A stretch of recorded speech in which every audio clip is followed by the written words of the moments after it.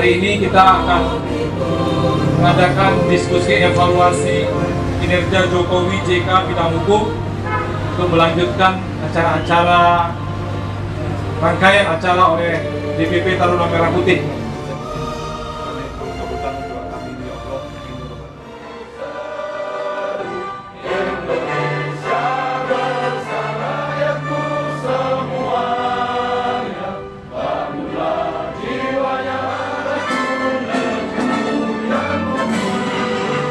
Selamat datang di Taruna Merah Putih. Ini diskusi kita untuk kesekian kalinya, Pak.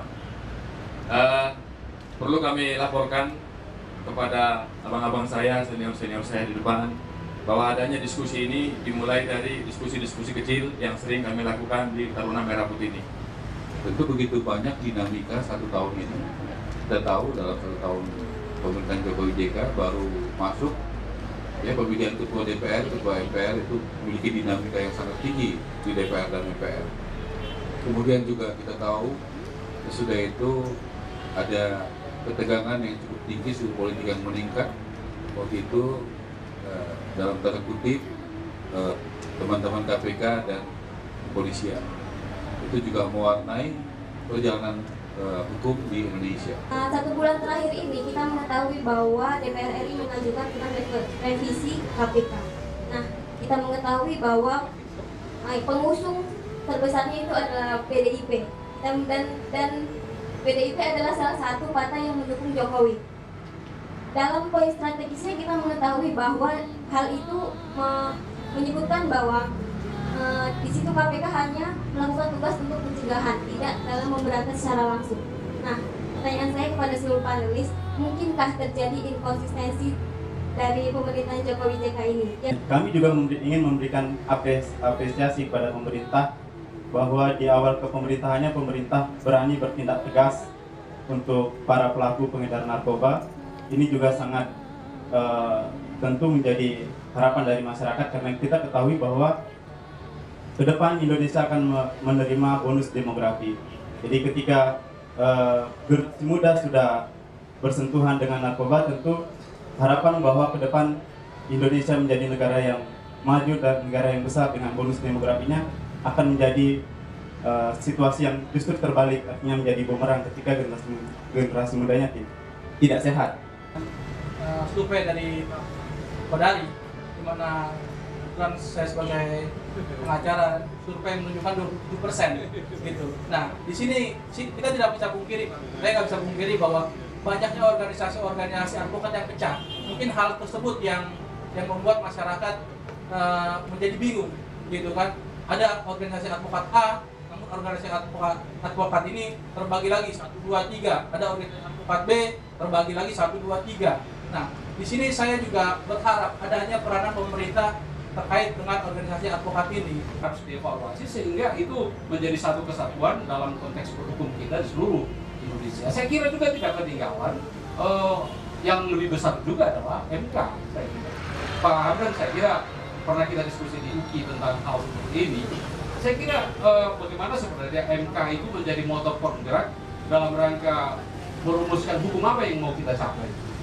Saya mau bertanya tentang dasar pemikiran kita ada remisi terhadap koruptor. Walaupun undang-undang itu mengakomodir, tapi rasanya dasar pemikiran dan rasa kita mengampuni koruptor itu menyakiti seluruh rakyat Indonesia. Itu yang pertama.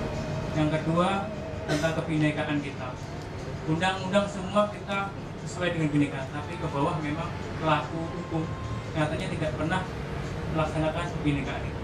Singgil di Papua, termasuk juga kawan-kawan yang sering advokasi pasti merasakan bahwa penegak hukum mulai dari polisi, aparat, juga masyarakat ternyata sangat tidak melaksanakan kebinekaan. Bagaimana sebenarnya kita bisa membudayakan bineka ataupun hukum itu sejalan gitu, kebudayaan dan proses hukum berjalan dengan sama gitu. Terima kasih.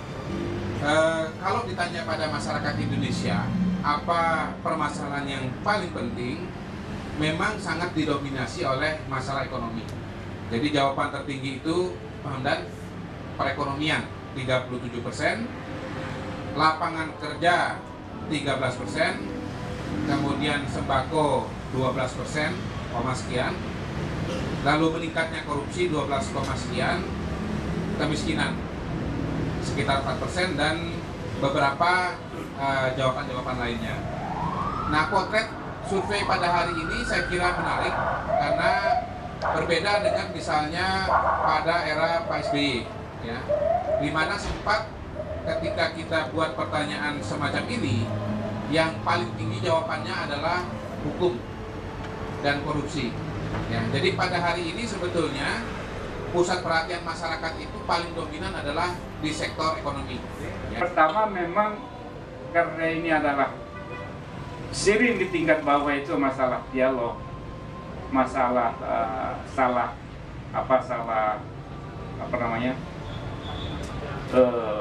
salah pengertian dan lain-lain. Jadi dialog harus dilakukan, tapi pada saat yang sama penindakan hukum secara tegas harus jalan untuk membuat yang tercerai. Tapi tidak bisa hanya semata-mata dengan penindakan hukum. Ini masalah sosial. Masalah sosial yang harus juga diselesaikan secara sosial. Karena itu pendekatan dialog antar berbagai kelompok tidak saja dilakukan kalau di tingkat pusat sudah bagus luar biasa antara MUI, PGI, UIDU, PUDA dan lain sebagainya sudah bagus. Tingkat pusat itu sangat luar biasa antara MUI dan itu luar biasa. Tapi di tingkat lokal, nah ini yang harus dibangun, itu didorong oleh pemerintah. Karena pendekatan inilah yang bisa menyelesaikan masalah-masalah laten, kesalahpahaman di antara warga yang ada di tingkat bawah. Soal remisi, filosofi kita itu membina. Siapapun itu harus. Jadi saya itu bertugas membina, bukan membinasakan. Benar. Antara ini. Coba lihat soal narkoba, ini soal PP 99. Dia tidak dapat remisi dalam PP 99 karena tidak JC dari kolaborator, tidak ada dari polisi surat keterangan atau dari jaksa surat keterangan. Itu surat keterangan. Itu kalian tahu apa maksudnya. Jadi akhirnya mereka di dalam, kasihan. Asal saya pergi ke lapas itu, saya kasihan lihat orang-orang itu. Sudah overcrowding. Nanti kalian kalau melihat lapas saya boleh. Saya sudah bawa ketua MA, lapas kita. Sudah bawa ketua Komnas HAM. Itu satu tempat tidur diisi satu orang, seharusnya diisi satu menjadi isi 7, diisi 8 orang. Tidur begini. Itu belum apa-apa. Ke kamar mandi pakai baju berlumur itu bisa baku harta. Inhumane. Jadi saya katakan kalau hukuman 1 bulan, 1 hari di tempat kita, lapas kita apalagi Salemba, di Kalimantan Selatan, ada beberapa yang 18%, 17% itu over kapasitas, itu sama dengan 5 hari di tempat lain. Menderitanya itu 1 hari di sini, 5 hari di tempat lain. Jadi kalau dia 1 tahun, 5 tahun jadi. You tell me don't give permission. Saya bilang no. Karena tugas saya itu. Jadi pembedaan yang membuat itu.